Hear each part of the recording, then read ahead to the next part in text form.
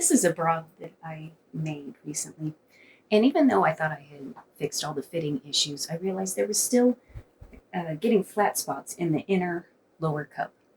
And even though I kept adding curves to the lower cup seam here, it just still wasn't fitting correctly. And after doing a bit of research, I finally realized that the problem isn't with the curves in the lower cup.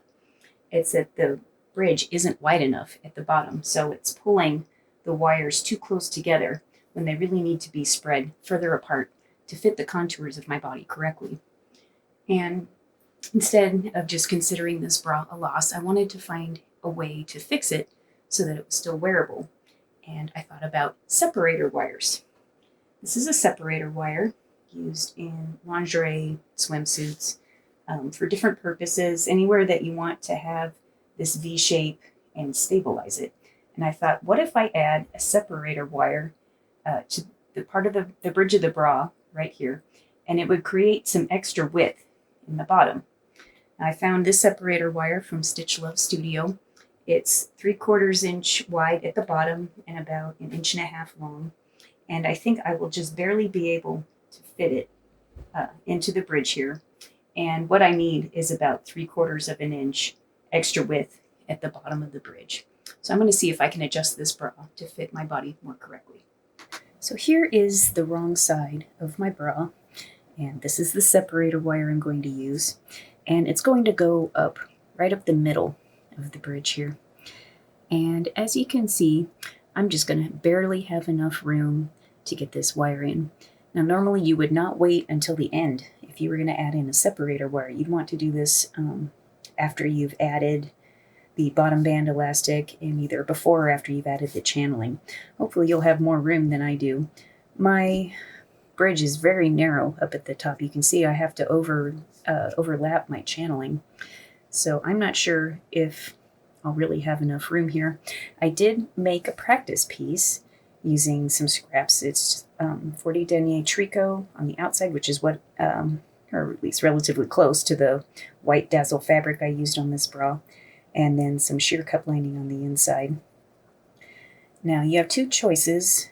You can use channeling, or you can use a binding of some sort to hold your separator wire. What I did here was I used a piece of fold-over elastic.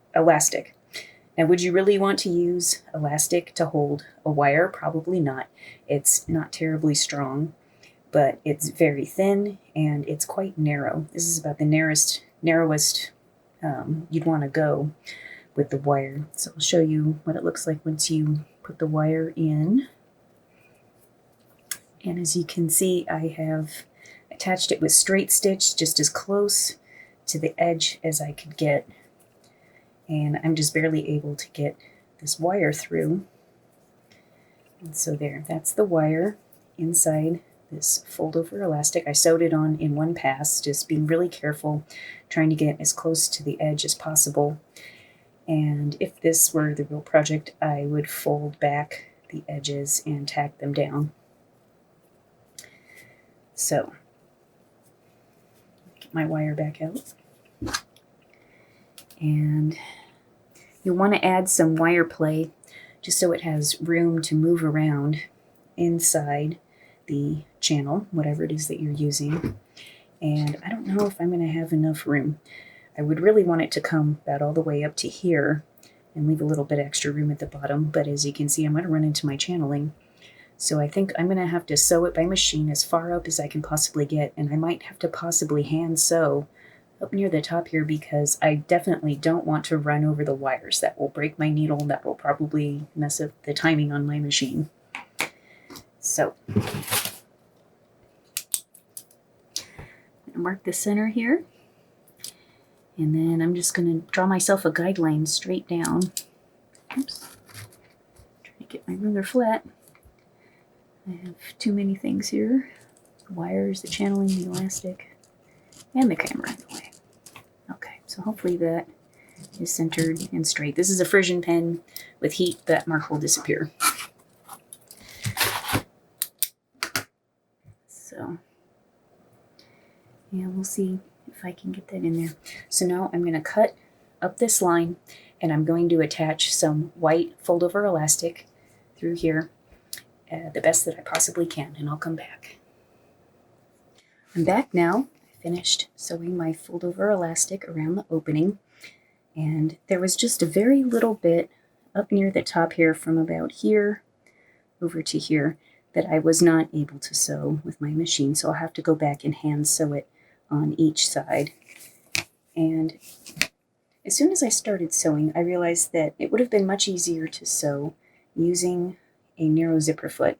This is a narrow zipper foot. If you haven't used one before, you adjust the needle to either go to the left or to the right side. So when I was sewing it like this, I had the needle aligned to the left side of the foot, and it was easy to just go down along the side. And I was doing this with the wrong side up so I could see where the channeling was, and I was able to get down to about there. And once you get this far, you really can't pull the opening all the way open. So let's put in the wire and see what it looks like.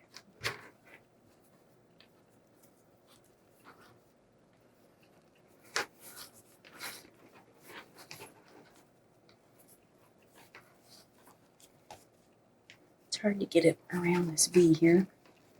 There we go. Have to work it a little bit. Okay. So there it is. So I'll go back probably with this wire inside here. I'll go back and sew that last little bit up at the top. And then I want to fold back the edges of this elastic. Oops. And I'll have to sew that down by hand as well. Now, if you have a longer bridge than what I have here, you'll want to be sure and add in some wire play so that the wires can move around. My wires are coming right down to the bottom edge of this elastic here. I made it as long as I could, but I still am running the risk of the wires poking through this elastic. So I'll come back when I've got it all hand stitched. So here it is all finished. I sewed along the top on both sides, and I folded back the elastics. Now, if you have more room in your bridge than I do on mine, you probably shouldn't use fold over elastic. You should use a piece of binding, probably whatever you used in the cups. You can make a binding that will be able to curve enough around where the top of the wire goes. And if you can't use the fabric for some reason, you could probably do grosgrain ribbon or some other piece of bias woven that you can get to curve around the top of this edge here. So let's take a look at it on the dress form. So here it is on my dress form. As you can see, there aren't the stress lines that were here before from the wires being pulled in too close. I now have 3/4 of an inch extra space right here, and the wires are moved into the position that would conform best to my body.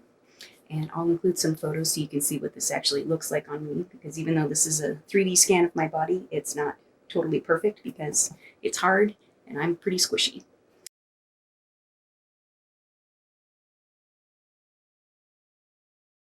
So if you want to add a separator wire to a bra that you haven't made yet, if you're not working off a finished bra, this is probably not the best method. I'll make another video for you to show you how you want to adjust your pattern pieces. So until next time, bye for now.